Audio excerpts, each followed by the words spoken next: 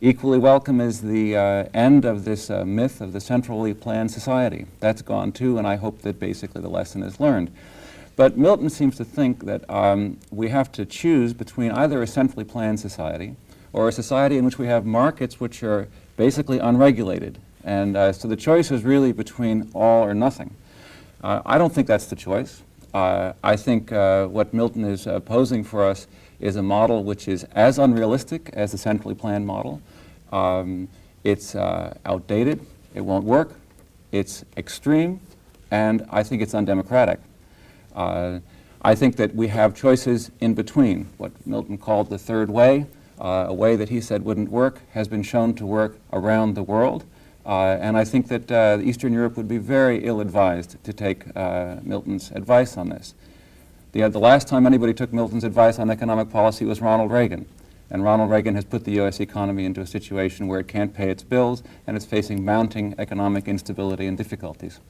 Dr. Friedman, what about this midway path? Well, first of all, I utterly reject what Sam says about the results of Ronald Reagan's changes. We've had a decade of extraordinary growth, increase in employment, in which inflation was brought down sharply. Ronald Reagan came into office at a period of very high inflation and so on. But this program is not about the Reagan administration. This program is about Eastern Europe, and I want to go to Eastern Europe. I believe Sam is completely wrong in saying that the model I propose is outdated. I believe that what he calls obsolete is something very different. You have had the third way. You've had it in the United States, you've had it in Sweden, you've had it in Britain, you've had it elsewhere. In every case, it's been built on the foundation of a long period of what I call the first way. The United States had 150 years of essentially a free private market before it launched on this period of the welfare state. Same thing was true in Britain. The same thing is true in Sweden. I believe he will find it very difficult to cite any example of a country which started from a very low level and immediately adopted that combination of policies. You know, when you talk about Sweden and you talk about the third way failing, and Milton says nobody has ever really gotten rich on the third way, they've only benefited from that. Let's talk about the United States. The period you described included a very long period in which the United States was a highly protectionist country, in which our industrial base was developed from Alexander Hamilton on for some time, and then during the late 19th and early 20th century. To call that a free market solution would be against everything you've taught. Or, if one wants to go back into the 19th century, the huge subsidies of the railroads were, of course, an intervention in the market. Now, these are... Look, let me continue, Milton. In the case of England that you talk about, the same is true. The role of the British Navy and the role, for example, of the Parliament in actually establishing the private property, which is what you favor. This was done by a government intervention. And if we talk about the other cases, talk about Sweden, or let's talk about Korea. These are two countries which I think are justly admired for their economic performance.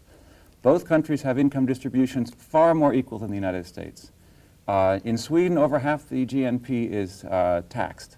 Now, people in this country would say, well, it's obvious they've gone too far. But let's look at the test of the market. Sweden and Korea have been defeating the United States in world markets. Exports have grown 5% per year during the Reagan-Bush years. In Sweden, in the United States, they've grown 1% per year. In Korea, we know they've grown much better. If you want to go on to Norway, where much of the investing is done by the government, they've grown their exports even faster than Sweden. Meanwhile, we can't compete in world markets. So the lesson of these countries is, if you look at the facts, Milton, a combination of government regulation and the market works. I agree with Gary. I think private property is extremely important because the incentives associated with owning the results of your work is essential. But private property does not mean that we have to let the market go unregulated. And all the evidence is that the countries that are beating us in the world markets today don't do it. They're not that dumb. Japan doesn't do it. Korea doesn't do it. Sweden doesn't do it. Let's not throw straw men around. Obviously, I am not in favor of no government. Government has some very important roles to play. Those are very limited. You take the case of the United States during the 19th century and of Britain in the 19th century. At the time of Queen Victoria's Jubilee in 1899, total government spending in Britain was 10% of the national income. Throughout up until 1929 in the United States, except for periods of great war, total government spending in the United States was about 10% of national income. Now that's a very far cry from a government which spends over half the national income, as is true in Britain, and a little less than half in the United States. Similarly, you are opposed to capital controls. You're opposed to telling people they can't move their money internationally. That's what Korea does. You're opposed to absolutely, and I think Korea makes a mistake by doing it. Well, Korea has beaten us by exactly the policies that you're opposing. And so has Hong Kong.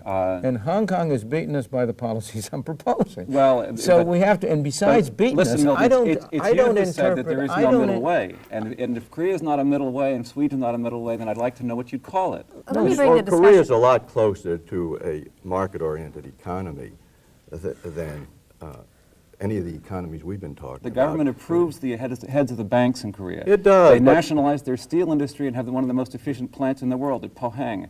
I mean, you know, if you call that a private economy, I don't think Milton What fraction of resources in Korea goes through the government? A tremendous fraction if you take account of the fact that the banks are centrally run and they control the credit allocations there, and they don't let people take their money out of the I'd like to country. bring this discussion back to the United States for a moment.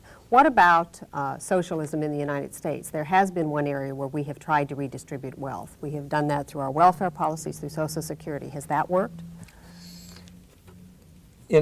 Some people have benefited, but taken as a whole, I think it's been a failure. But the public housing area, the public housing that we saw in Eastern Europe and the problems that we have here in the United States, aren't there some lessons to be learned? Oh, there's absolutely no reason why housing shouldn't be privately owned.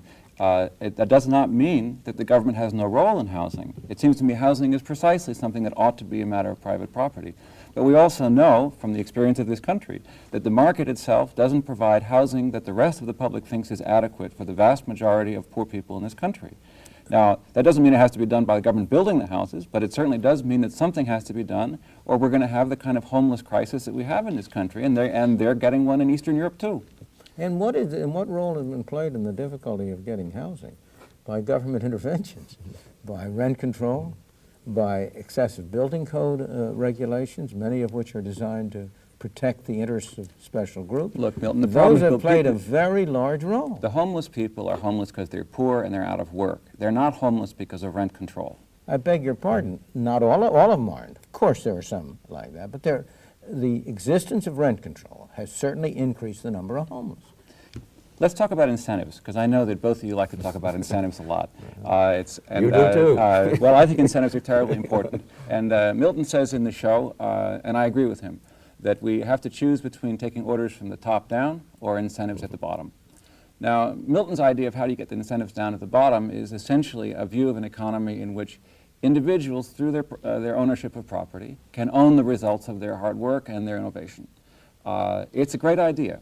It doesn't exist anywhere, and it can't exist. The idea that, I mean, when I read your stuff, Milton, when I watch you on TV, I think, you know, Milton has this idea of, you know, Charlie Brown and Linus are going to have a lemonade stand, and Lucy's going to have another lemonade stand, and that's your idea of capitalism. But that's a myth. That's not what capitalism is. We don't have thousands and millions of little firms competing on a level playing field. We have giant industrial corporations that use their power to their own advantage and to the disadvantage of others. And that's what you have to be able to deal with if you want to be relevant to the modern world. That's what the countries that I talked about, Sweden, Korea, Norway, Japan, are very good at doing. Dealing with the problem of economic power so that the power of those institutions can be used by and large for public good.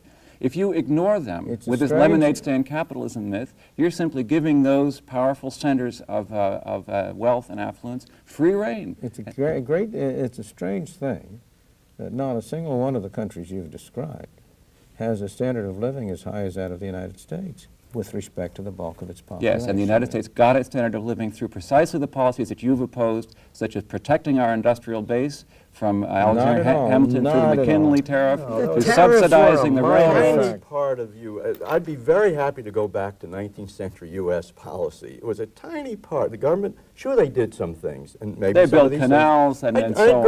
I agree. I had a colleague at Columbia who did a lot of work in that area. But it was a tiny part of the economy.